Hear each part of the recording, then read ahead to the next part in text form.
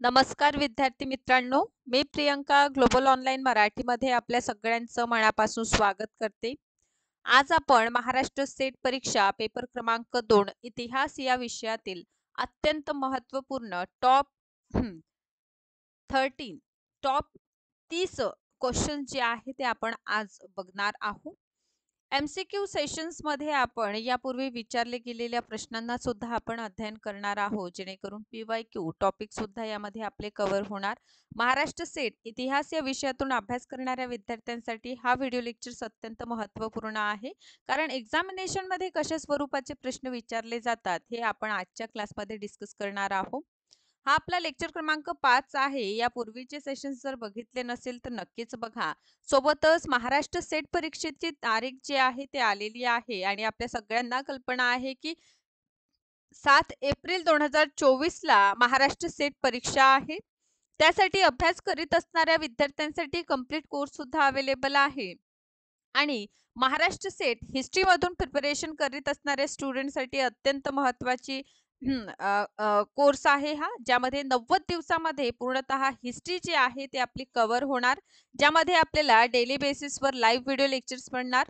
संपूर्ण अभ्यासक्रमावर आधारित व्हिडिओ लेक्चर्स आहे आणि हे संपूर्ण अभ्यासक्रम यामध्ये आपलं कव्हर होईल. टोटल 10 युनिट हिस्ट्रीच्या यामध्ये कव्हर होणार. संपूर्ण अभ्यासक्रमावर आधारित नोट्स आहे आणि या नोट्स व्यतिरिक्त तुम्हाला क्लासच्या PDF सुद्धा प्रोव्हाइड केले जातील. मागील वर्षाची प्रश्नपत्रिका म्हणजेच PYQ, सरावासाठी MCQs आणि वीकली टेस्ट अवेलेबल आहे. या वीकली टेस्ट मध्ये 2 टेस्ट आपल्याला अवेलेबल करून देण्यात येईल, म्हणजे 2 टेस्ट मिळणार, ज्यामध्ये बुधवारची टेस्ट आणि शनिवारची टेस्ट आहे. या टेस्टचं महत्त्व असं की जे आपण थेरी अभ्यास करीत असतो या थेरींवर आधारित हे MCQ आपल्याला दिसून येतात. महाराष्ट्र स्टेट पेपर क्रमांक 2 हिस्ट्रीची बॅच सुरू होत आहे 7 जानेवारी पासून आणि 7 जानेवारी पासून 7 एप्रिल अशा 90 दिवसाच्या कालावधीमध्ये आपण पूर्णतः हिस्ट्रीचा कोर्स कव्हर करणार आहोत. यासाठी हे ऑफिशियल नंबर्स आहे, यावर कॉन्टॅक्ट करा आणि या कोर्सची फीस मात्र 10,000 आहे. यावर आपल्याला 20% डिस्काउंट मिळेल आणि मात्र 8,000 मध्ये हा कोर्स अवेलेबल आहे विथ पेपर 1. सोबतच आपण प्ले स्टोर वरून ग्लोबल ऑनलाईन ॲप डाउनलोड करा. स्टोअर ऑप्शनला सिलेक्ट करा. हिस्ट्रीचा कोर्स इथे सर्च करून घ्या.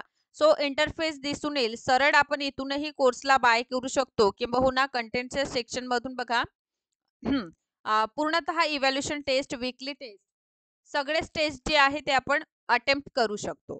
सो आजच्या सेशन मध्ये आपल्याला MCQs बघायचा आहे ना. सो पहिला प्रश्न आहे, तराईंची तिसरी लढाई कोणाच्या दरम्यान झाली? ए आहे इल्तुतमिश आणि यल्दोज यांच्यामध्ये झालेली आहे. बी आहे इल्तुतमिश आणि अली मर्दन. ऑप्शन बी आहे इल्तुतमिश आणि कुबाचा. ऑप्शन डी आहे इल्तुतमिश आणि बख्तियार खिलजी. आता बघा, इतिहासात आपण तीन बॅटल बघतो तराईंचं. फर्स्ट बॅटल ऑफ तराईन 1191 मध्ये झालेला आहे, ज्यामध्ये पृथ्वीराज तृतीय आणि मोहम्मद घोरी, बरोबर, ज्यामध्ये कोण जिंकले होते या बॅटल मध्ये मला कमेंट बॉक्स मध्ये सांगा.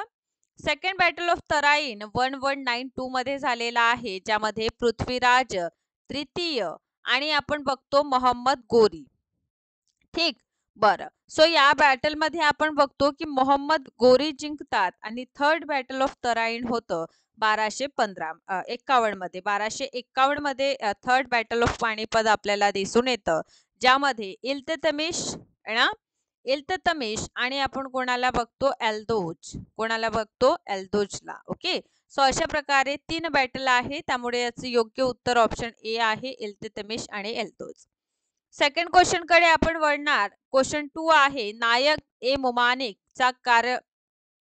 यांचा कार्यकाळ कोणाच्या काळात सुरू झालेला? नायब ए मुमानिक. ओके, ए आहे मुइजुद्दीन बहरम शाह, बी आहे रजिया सुलताना, सी आहे अल्लाउद्दीन मसूद शाह आणि ऑप्शन डी आहे बलबन.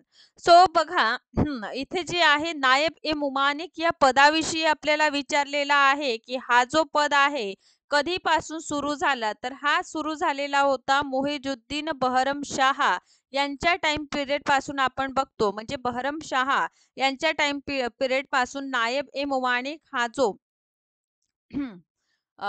पद आहे याचं सिर्जन झालेलं आणि सुरुवात झालेली. काय होतं, रजिया सुलतान हे स्वतंत्रपणे कार्य करीत होती आणि त्यातूनच सुलतानाच्या राजवटीवर एक नियंत्रण राहावे बा यासाठी आपण बघतो की हा जो नवीन पद आहे ज्याला नायब ए मुमानिक म्हणतात, हा पद निर्माण करण्यात आलेला. ओके. समोर आहे रेशीम बुणकर. ही श्रेणी खालीलपैकी कोणत्या शिलालेखात रेशीम बुणकरांचा उल्लेख आपल्याला दिसून येतो? ए आहे दशपूर शिलालेख, बी आहे प्रयाग प्रतिष्ठी म्हणजे प्रयाग प्रशस्ती, सी आहे एरॉन शिलालेख आणि डी आहे हाती गुंफा शिलालेख. ठीक आहे. सो यामध्ये एक दोन गोष्ट आपल्याला लक्षात घ्यावी लागेल. ओके. सो रेशीम बुणकरांविषयी माहिती आपल्याला दशपुरुष शिलालेखातून मिळते. त्यामुळे इथे योग्य उत्तर ऑप्शन क्रमांक ए आहे दशपूर शिलालेख. नेक्स्ट प्रश्नाकडे आपण वळणार आहोत आणि नेक्स्ट आहे क्वेश्चन क्रमांक 4, ज्यामध्ये इट पासून खालीलपैकी कोणते मंदिर बनलेले आहे? इट म्हणजे काय? आपण वीट बघतो, वीट आहे ना, इमारत बांधण्यासाठी विटांचा वापर केला जातो. तर इथे प्रश्न विचारलेला आहे विटांपासून कोणते मंदिर बनलेले आहे? ठीक आहे. सो ए आहे खजुराहो लक्ष्मण मंदिर, बी आहे शिरपूरचे लक्ष्मण मंदिर, सी आहे भुवनेश्वर येथील लिंगराज मंदिर आणि डी आहे काश्मीरचे मार्तंड मंदिर. ओके. सो अशा प्रकारे आपण काय बघतो, विटांद्वारे कोणता मंदिर निर्माण केलेला आहे आणि हा आपला PYQ क्वेश्चन आपल्याला दिसून येतं. ओके. सो लक्षात घ्या की विटांद्वारे निर्माण झालेला मंदिर आहे शिरपूरचं लक्ष्मण मंदिर. ठीक आहे. हे कुठे तुम्हाला पाहायला मिळते, तर गुप्तकालीन मंदिर स्थापत्य कलेतील हा क्वेश्चन आहे. आणि लक्षात घ्या, महाराष्ट्र स्टेट एक्झामचं आपण प्रिपरेशन करीत आहोत आणि या प्रिपरेशन मध्ये एक गोष्ट लक्षात घ्या, गुप्तकाल. ठीक आहे. आणि गुप्तकाल व्यतिरिक्त गुप्तकालीन साहित्य असो, समाज जीवन असो, अर्थव्यवस्था असो किंबहुना मंदिर स्थापत्य कला असो, यातील कोणत्याही टॉपिकला आपल्याला स्किप करायचं नाही आहे. Okay. So very correct answer B. Next आहे क्वेश्चन क्रमांक 5, भारताच्या सांस्कृतिक इतिहासाच्या संदर्भात पंचायतन या शब्दाचा अर्थ काय आहे?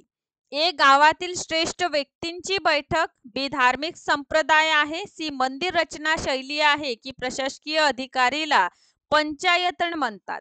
सो पंचायतन काय आहे? ठीक आहे. बर, तर लक्षात घ्या, पंचायतन या शब्दाचा अर्थ सांस्कृतिक इतिहासाच्या संदर्भात मंदिर रचना शैली. ठीक आहे. म्हणजे पंचायतन शैली द्वारे निर्मित मंदिर आहे, त्यामुळे ऑप्शन क्रमांक सी योग्य उत्तर आहे.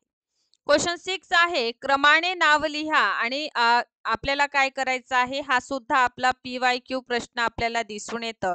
अरेंज करायचं आहे आपल्याला. ए चक्रवर्ती, बी महाराज, सी महाराजाधिराज आणि डी राजन.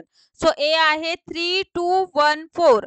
ऑप्शन बी आहे 4, 3, 2, 1. ऑप्शन सी आहे 2, 1, 3, 4 आणि ऑप्शन डी आहे 4, 2, 3, 1. आता बघा,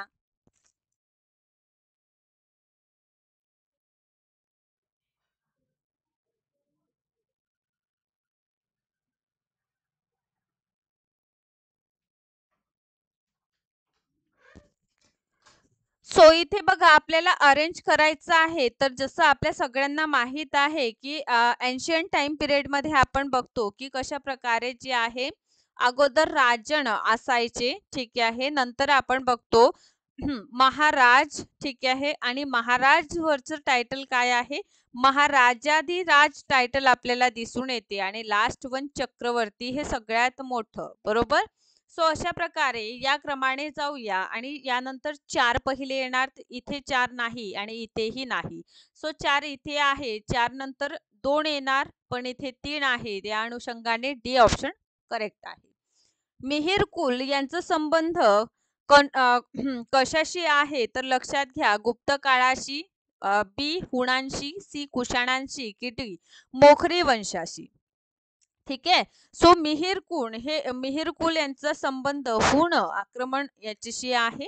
सो समोर जाऊया. क्वेश्चन क्रमांक 8 आहे, कन्नौज यांनी सर्वप्रथम महत्व दिले. कोणी दिले आहे कन्नौजला सर्वप्रथम महत्व? सो ए आहे मौर्यांनी, बी आहे गुप्तांनी, सी मोखरी आणि D1 इज कुशाण. ठीक आहे. सो लक्षात घ्या, मौर्य काळामध्ये पाटलीपुत्र याला महत्व होते. गुप्त काळामध्ये पाटलीपुत्राला महत्व होते आणि यासोबत उज्जैनला महत्व प्राप्त झाले. मोखरी है ना, मोखरी घराणे जे आहे यांनी कन्नौजला आपली राजधानी बनवल्याचं आपल्याला दिसून येतं. आणि कुशाणांच्या काळात म्हणजे पुरुषपूर आणि मथुरा हे त्यांच्या राजधानी शहर आपल्याला दिसून येतात. सो व्हेरी करेक्ट आन्सर इथे काय होणार, ऑप्शन क्रमांक सी इथे योग्य उत्तर आहे. समोर जाऊया. प्रश्न 9 आहे, कोणती गोष्ट योग्य प्रकारे सुचवली जात नाही, म्हणजे हे सुमेलित नाही असं विचारलेलं आहे. योग्य जोडी कोणती नाही असं विचारलेलं आहे. ठीक आहे. ए आहे प्रयाग प्रशस्ती रविकीर्ती, किरातानुनियम भारवी, दशकुमार चरित्र दंडी आणि मृच कटिंगम हे आहे शूद्रक.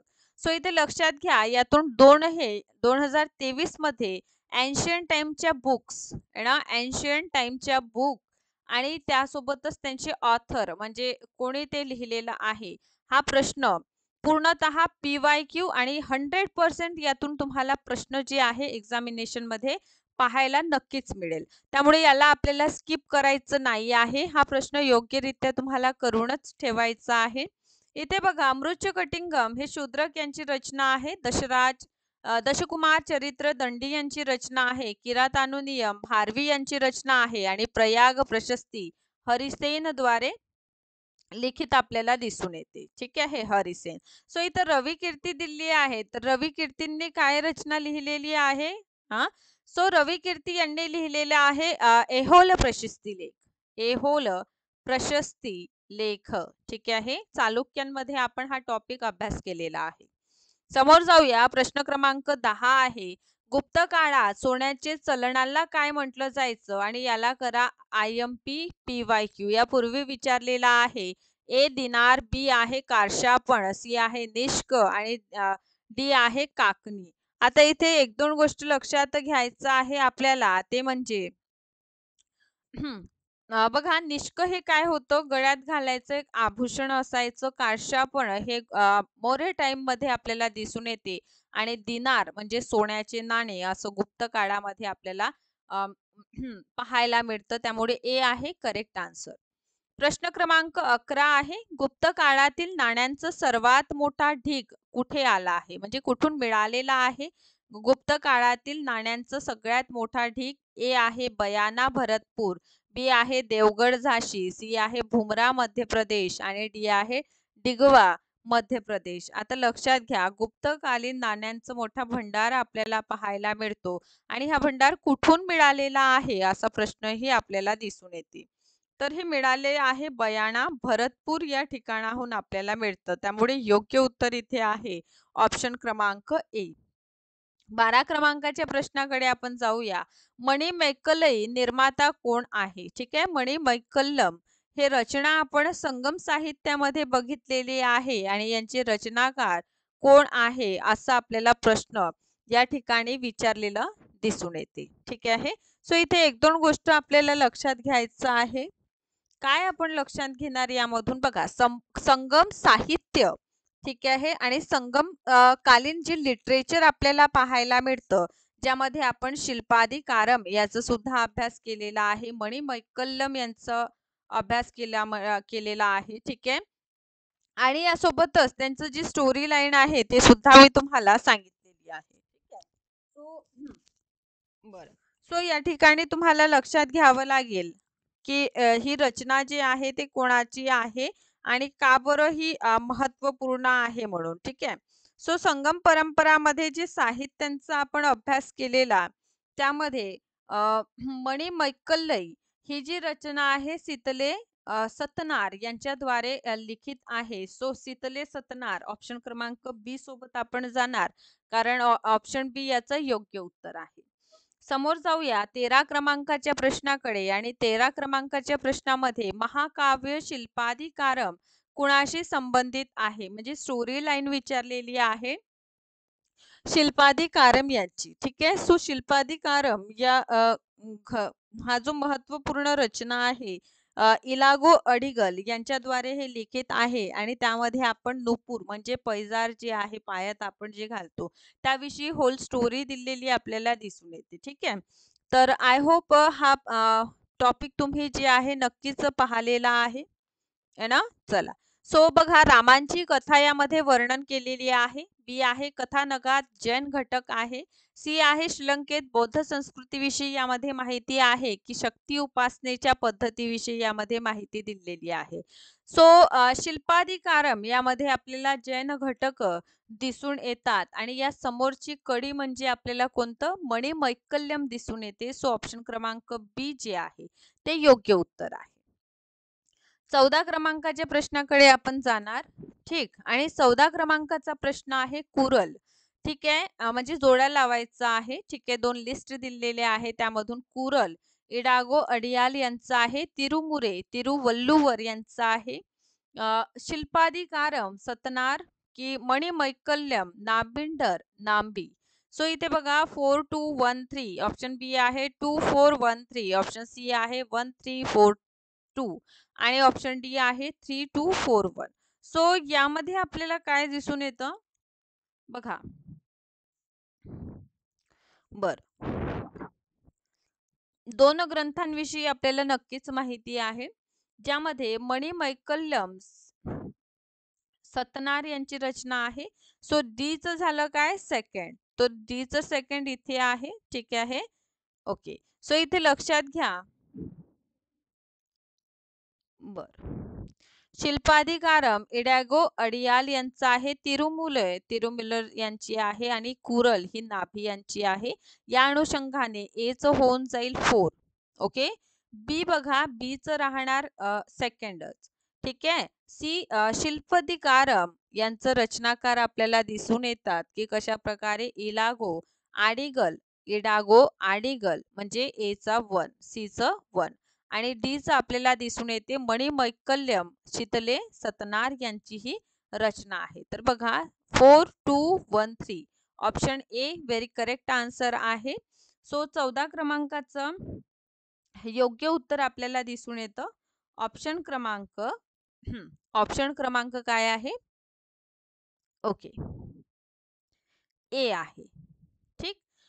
15 क्रमांकाचा प्रश्न बघा. संगम लेखकांना कावेरी पट्टणमचे प्राचीन बंदर खालीलपैकी कोणत्या नावाने माहित होते? ठीक आहे. कावेरी पट्टणमचे प्राचीन नाव इनडायरेक्टली विचारलेलं आहे. ए आहे कोट्टुगल्लूर, बी आहे नेलकिट्टा, सी आहे पोदुके आणि डी आहे पुहर. कावेरीपट्टणमला आपण बघतो की संगम काळात कावेरीपट्टणम हे प्राचीन बंदर हे पुहर या नावाने ओळखले जायचे. ठीक. सो या अनुषंगाने आपलं जे योग्य उत्तर आहे, योग्य उत्तर आपल्याला दिसून येतं की ऑप्शन क्रमांक डी आहे. काय आहे योग्य उत्तर? ऑप्शन क्रमांक डी आहे. ओके.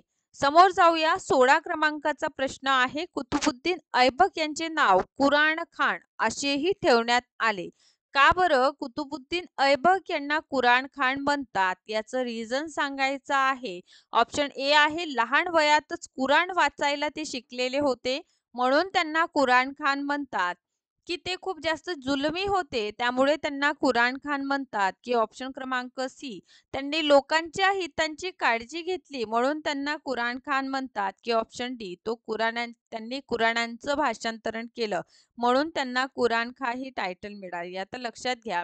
दिल्ली सल्तनतचे संस्थापक गुलाम वंशाचे संस्थापक कुतुबुद्दीन ऐबक आपल्याला दिसून येते आणि कुतुबुद्दीन ऐबक यांचे टाइम पिरियड म्हणजे 1206 पासून तर 1210 पर्यंत आपल्याला दिसून येतं. ठीक आहे. सो या टाइम पिरियड मध्ये आपल्याला काय दिसून येते की कुतुबुद्दीन ऐबक यांनी अल्प वयात म्हणजे लहान वयामध्ये तर कुराण वाचायला लवकर शिकून गेलेले होते म्हणूनच यांचं एक टायटल काय आहे? कुराण खान आहे आणि यानंतर लाख बक्ष असं सुद्धा त्यांचं टायटल आहे. हातमिताई सुद्धा कुतुबुद्दीन ऐबक यांचं टायटल आपल्याला पाहायला भेटते. सो ए आपलं योग्य उत्तर आहे. समोर जाऊया आपण क्वेश्चन क्रमांक 17 कडे. इल्तुतमिश ज्या घराण्याशी संबंधित होतं त्याला काय म्हटलं जायचं? ए अफगाण, बी कुजुक वंश, सी आहे मुमलुक वंश की डी शमशी वंश. आता हे कोणत्या घराण्याशी संबंधित होता? हेच डायरेक्ट विचारलेला आहे आणि हा आहे शमशी वंश यांच्याशी संबंधित होते. त्यामुळे व्हेरी करेक्ट आन्सर इथे ऑप्शन क्रमांक डी आपल्याला दिसून येतं. आणि याच सारखे प्रश्न बघण्यासाठी आपण महाराष्ट्र सेटसाठी आपण हिस्ट्री या विषयासाठी 7 जानेवारीला न्यू बॅच जे आहे ते 19 डेज बॅच जे आहे आपण सुरू करत आहोत. या 19 डेज बॅचला जॉईन करण्यासाठी ऑफिशियल नंबर्स आहे, यावर कॉन्टॅक्ट करा आणि कोर्सला जॉईन व्हा. सो नेक्स्ट क्वेश्चन आहे क्वेश्चन 18. इल्तुतमिशने अ, अ, उत्तर भारताची राजधानी काय बनवली? ए लाहोर, बी पंजाब, सी वैशाली आणि डी दिल्ली. तर लक्षात घ्या, इथे फॅक्ट हे आहे की कुतुबुद्दीन ऐबक यांच्या टाइम पिरियड मध्ये दिल्ली सल्तनतची जी राजधानी होती ती लाहोर होती. पण इल्तुतमिश म्हणजे नंतर आलेल्या शासकांनी आपल्याला दिसून येते दिल्ली जे आहे याला राजधानी बनवली. त्यामुळे येथे योग्य उत्तर ऑप्शन क्रमांक डी आहे. दिल्लीला इल्तुतमिश यांनी काय केलेलं आहे, राजधानी बनवल्याचं आपल्याला दिसून येते. समोर जाऊया आपण. चारगण सुलतान होता म्हणजे चारगाह काय होता? चारगाह किंवा ओके. जनावरांसाठी बनवलेल्या कोठ्या होत्या. 40 गुलामांची टीम होती. अभ्यासक्रमाची बैठक होती की एकदा ख्रिसला दिसून येते. तर बघा, तुर्काणे चहलगमी सुद्धा याला आपण म्हणू शकतो. तर बघा, किंवा याला आपण म्हणूया 40 गुलामांची टीम जी आहे त्या याला निर्माण इल्तुतमिश यांनी केलेलं होतं. आणि याचं आणखीन डिटेल एक्सप्लेनेशन बघण्यासाठी दिल्ली सल्तनत हा टॉपिक जेव्हा आपण कव्हर करणार त्यावेळी तुम्हाला आणखीन डिटेलमध्ये या प्रश्नाचं उत्तर मिळणार. ठीक आहे. 40 गुलामांचं दल जे आहे इल्तुतमिश बनवतं. काय करतं? 40 गुलामांचं दल बनवलं जातं है ना. आणि याला नष्ट कोण करतात? बलबन करतात. कारण बलबन हे स्वतः नंतर जेव्हा ते शासक होतात ते स्वतःही ह्या 40 गुलामातून एक होते है ना. त्यामुळे हे सुरू कधी झालं तर इल्तुतमिश यांनी 40 गुलामांचं दल बनवलं आणि याला संपविलं कोणी? तर बलबन यांनी याला संपविलेलं आपल्याला दिसून येतं. ठीक. सो आय होप सो इतकं टॉपिक क्लिअर आहे. समोर जाऊया आपण. 21 क्रमांकाचा प्रश्न आहे. सुलतान हा पृथ्वीवरील अल्लाहचा प्रतिनिधी आहे. आपण समोर जास्त आलो का? हा, बरं. बघा, गयासुद्दीन ही बलबनची उपाधी होती. ठीक. आणखीन कोणती यांची उपाधी आहे? दिन ए इलाही, जिल्ले इलाही, शेरे अफगाण की शेरे दिल्ली. सो बलबन यांनी टायटल आपल्याला दिसून येते जिल्हे इलाही घेतलेली आहे. ठीक आहे. सो ऑप्शन बी सोबत जाऊया. ऑप्शन बी इथे करेक्ट आन्सर आहे. नेक्स्ट वन आपल्याला दिसून येते सुलतान हा पृथ्वीवरील अल्लाहचा प्रतिनिधी आहे असे कोणत्या शासकांचे मत होते? ए गयासुद्दीन तुघलकांचे, बी फिरोजशाह तुघलकांचे, गयासुद्दीन सी बलबन यांचे की डी कुतुबुद्दीन ऐबकांचे. आता बघा, सुलतान जे आहे पृथ्वीवर अल्लाह जे आहे त्यांचे प्रतिनिधी आहे अशा प्रकारचं ओपिनियन आपल्याला कोण देताना दिसून येते? गयासउद्दीन बलबन. म्हणजे ऑप्शन क्रमांक सी सोबत आपण जाणार कारण ऑप्शन सी इथे योग्य उत्तर आहे. क्वेश्चन 22 आहे. तुघलक वंशाचे संस्थापकांचं नाव काय आहे? तुघलक वंशाचे संस्थापक कोण आहे? ए फिरोज तुघलक, बी आहे मोहम्मद बिन तुघलक, सी आहे गयासुद्दीन तुघलक की डी सगळेच हे संस्थापक आहे. काय आहे? तुघलक डायनॅस्टी, तुघलक वंश. दिल्ली सल्तनत अंतर्गत आपण सर्वप्रथम गुलाम वंशाचा अभ्यास करूया. यानंतर खिलजी वंशाला आपण अभ्यास करणार. नंतर आपण तुघलकांचा अभ्यास करणार. सय्यदांना बघणार आणि नंतर आपण लोधी वंशाचा अभ्यास करणार आहोत मध्यकालीन इतिहासामध्ये. सो आजचा जो आपलं टॉप क्वेश्चन आहे तो एक प्रकारचं समोरच्या सेशनचं एक गाईडलाईन आपल्याला प्रोव्हाइड करतं की समोर आपण कोणत्या महत्त्वपूर्ण घटकांचा अभ्यास करणार आहोत म्हणून है ना. सो बघा, तुघलक वंशाचे संस्थापक गयासुद्दीन तुघलक आहे. गाझी ही त्यांची उपाधी आहे आणि गयासुद्दीन तुघलक हे त्यांचं नाव आहे. ओके. सो अशा प्रकारे तुघलक वंशाचे संस्थापक कोण आहे? गयासुद्दीन तुघलक. आणि यांच्यानंतर आलेले MBT म्हणजे मोहम्मद बिन तुघलक आणि यानंतर आलेले FST म्हणजे फिरोज शाह तुघलक. ठीक आहे. सो हे महत्वपूर्ण शासक आहेत तुघलक डायनॅस्टीचे. सो समोर वळूया. प्रश्न क्रमांक 23 आहे आपल्या समोर की ढोल ताशांच्या मोठ्या आवाजाने एका महिलेने आपल्या पतीच्या चितेने स्वतः पेटवून घेतल्याचे भयानक दृश्य खालीलपैकी कोणी वर्णन केलेले आहे? ए. इब्न बतुता यांनी, बी आहे जियाउद्दीन बर्नी यांनी, सी आहे बदायू यांनी की डी अमीर खुसरो यांनी. आता दिल्ली सल्तनत जसं एन्शियंटचं जे काही सोर्सेस आहे म्हणजे बुक आणि त्याचे ऑथर हे जसं महत्वाचं आहे ना, सेम याच प्रकारे मिडिवल टाइम पिरियड मध्ये आपल्याला दिसून येईल की कशा प्रकारे जे आहे बुक्स आपल्याला दिसून येतं आणि त्यांचं रायटर म्हणजे ते कोणी लिहिलेलं आहे. ठीक आहे. सो हे सेम PYQ टॉपिक इथून सुद्धा येतात आणि इथून सुद्धा. सो दॅट्स वाय आपल्याला हे दोनही टॉपिक जे आहे ते स्किप करायचं नाही, यांना योग्यरित्या आपल्याला अभ्यास करायचा आहे.